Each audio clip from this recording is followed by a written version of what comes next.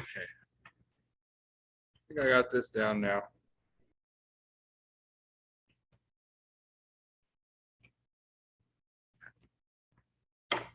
We get started.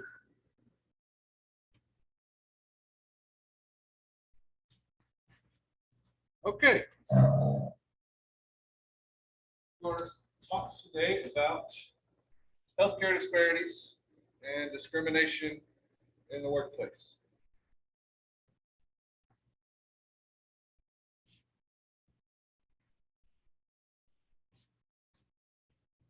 Not in the workplace. That was a silly thing to say. I'm in the workplace. Discrimination in healthcare and how it relates to Medicaid. So to start off with, I want you to imagine this. You're at work, you get a call from the school, and it's the nurse telling you that your daughter's sick and she needs to go home. So you take the rest of the day off, you take tomorrow off so you can take care of her and go pick her up. Get home, you make an appointment with the doctor. Next day, y'all go in and see him. You've been there before. They have everything on file. So you zip right in, you see the doctor, he says that she's got strep throat, and it tells you to go to the pharmacy where they already have your prescription waiting.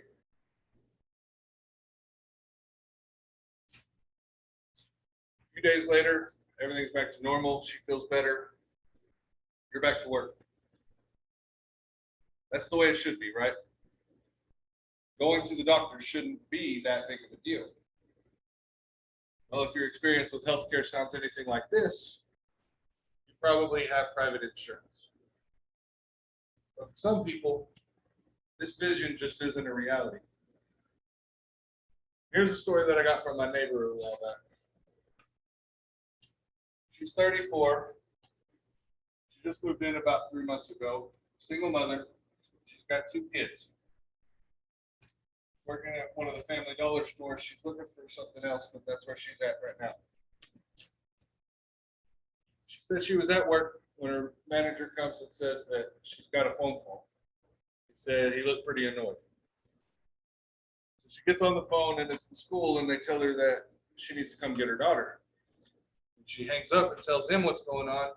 He just throws his hands up in the air. He asked her to go back to her post so that he could get somebody to cover for her. But 30 minutes went by before anybody ever showed up. Once she finally made it to the school and got her daughter home, she called to try and make an appointment with the doctor. They asked her if they'd ever been there before, and she said no. And then they asked her what kind of insurance she had. She said Medicaid. The receptionist came back and said they couldn't get her in for another 3 days, but that there was a urgent care next door that could take walk-ins. So she said, thanks. When they got to the clinic, the waiting room was already full. She said they had to wait an hour and a half before anybody ever let her back to a room. And then once they got back to the room, they waited another 15 minutes before a nurse practitioner came in to look at her daughter. So she asked her a few questions, looked at her throat, and told her that she had strep throat. She handed him a prescription to take from the pharmacy. She said the whole interaction probably only lasted about 2 minutes. When she got to the pharmacy, she had to wait a little bit longer for him to fill the prescription.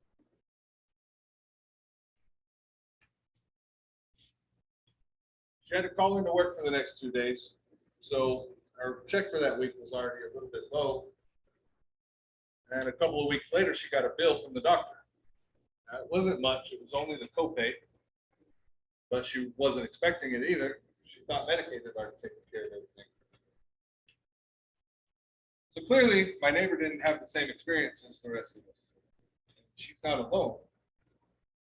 If you rely on Medicaid, your doctor's visits probably sound a little bit more like this. And they happen all across the nation, all the time. People with Medicaid are often dealt a short hand. They have longer wait times. They have trouble making appointments. And they have issues when trying to get decent health care. I'm not saying that there's anything wrong with an urgent clinic or a nurse practitioner. They're great. They do great jobs. They really care. but they're not quite equivalent to a doctor with 10 or 20 years of experience in a specialized field. And if you are on Medicaid, you probably have a hard time getting in to see those doctors. Take New York City, for example. Neil Kalman practices family medicine in the Bronx. He says that his patients are 20 times more likely to die of diabetes. He says that they're 2 times more likely to have diabetes or hypertension, and twice as likely to die of HIV or AIDS than a patient from the Upper East Side of Manhattan. Look how close those boroughs are together. So what's different about it? Well, for starters, 95% of the neighborhood that Kalman treats are Black or Hispanic, and they're poor. So you might be thinking, maybe these issues are caused by something else that doesn't have anything to do with the healthcare that they receive. Maybe so. People in the lower class and minorities do face other issues that put them at greater risk of other health concerns. But shouldn't they still be able to get the same health care treatment as the rest of us? Does having Medicaid mean that you're somehow inferior to somebody with private insurance? Does being lower class or less financially stable mean that you're lazy or that you have a poor work ethic? Probably not. In fact, if you fall into one of these categories, you're probably fighting tooth and nail, working hard trying to get out of it. You just have a lot of barriers in your way. Barriers that were placed there by a societal structure that seems bound and determined to keep the rich rich and the poor poor. I'm sure you all knew that it was illegal to discriminate based on race or ethnicity. But did you know it's also illegal to discriminate based on insurance status?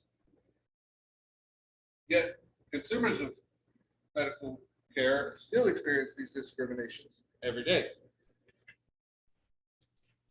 So why is it happening?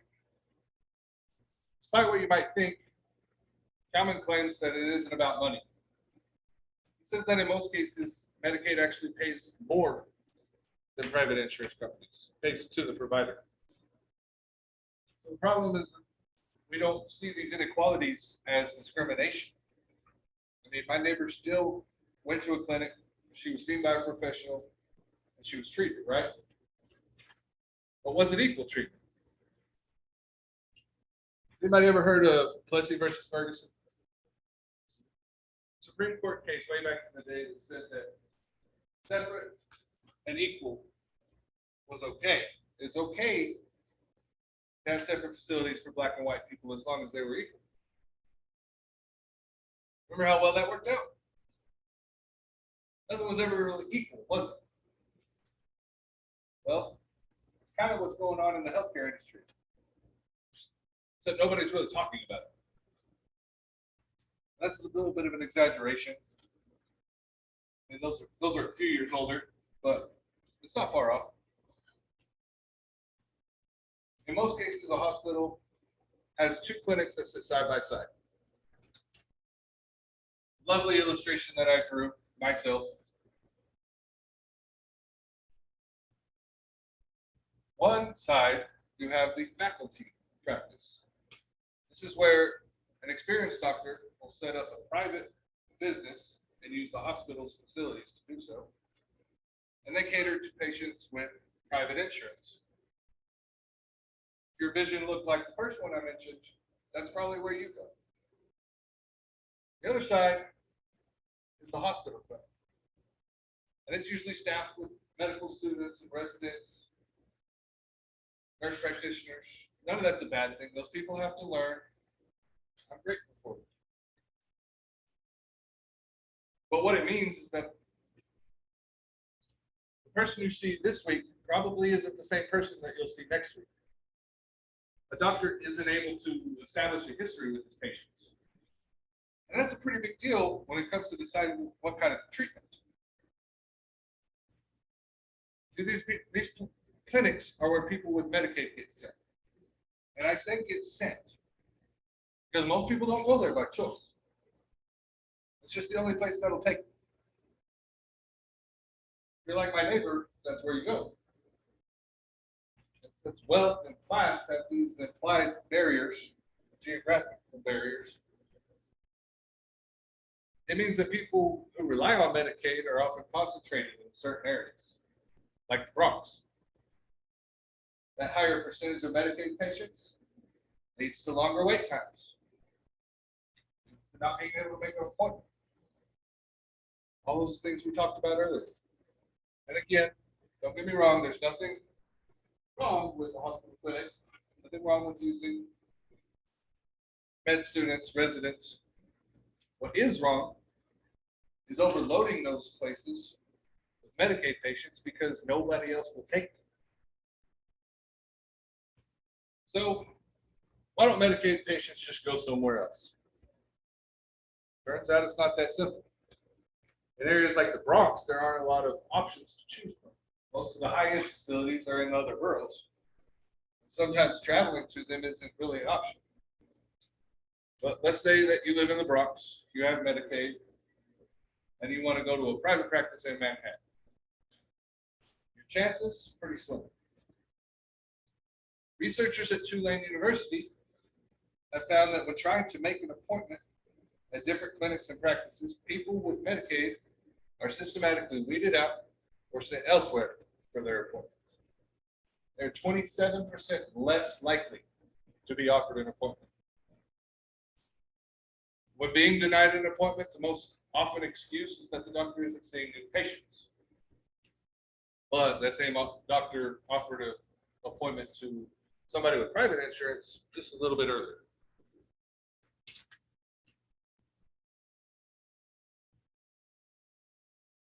Another study shows that when people with Medicaid are offered an appointment,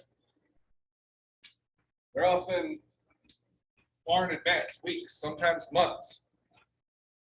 And people don't even really need to see the doctor anymore.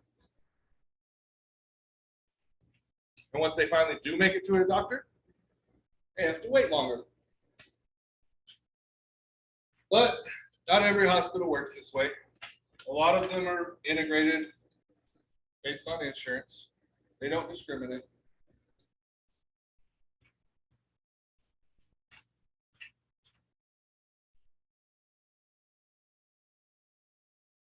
Doctors and nurses, they do a fine job. They really care.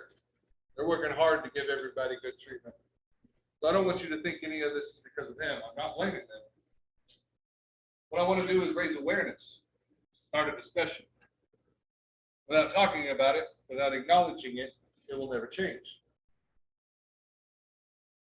There's a story I read as a kid called Fortunately, Unfortunately. I don't remember the whole thing, but in this story, there was a guy that was on an airplane and he kept running into this series of unfortunate events. And for each one, there was something fortunate that was supposed to save him. At the end of the story, he had to jump out of the airplane for some reason. Fortunately, he had a parachute, but unfortunately, that parachute didn't open. He's looking down, falling to the ground. He sees a pile of hay. Fortunately, there's a pile of hay. Unfortunately, there's a pitchfork sticking out of the hay. Going down. Fortunately, he missed the pitchfork. But unfortunately, he missed the hay. And that was the end of the book, I remember. I think it's time to add a couple more lines. Fortunately, he had insurance, but unfortunately, it was Medicaid. You see, the things that are supposed to be there to help us sometimes cause more problems. And no, I don't think Medicaid is the problem. I'm not blaming that. I mean, they do provide health care to some people that otherwise wouldn't be able to afford it, like my neighbor. So if it's not money that makes Medicaid patients less desirable, what is it? Why must we add yet another disadvantage to the long list of struggles that are already faced by the lower class and minorities? Being sick or injured is inconvenient enough as is. why should going to see a doctor only amplify this inconvenience? Well, my challenge is simple, it is this. If you just see discrimination in healthcare, speak up. With enough voices, we can make a difference. So, that was the end of the presentation. Thank you all for listening. If anybody has any questions, please ask. Oh, and I've put together a survey. If you have some time, please fill this out. And the very last question on the survey is the most important. I'm just kidding. That's just there for fun.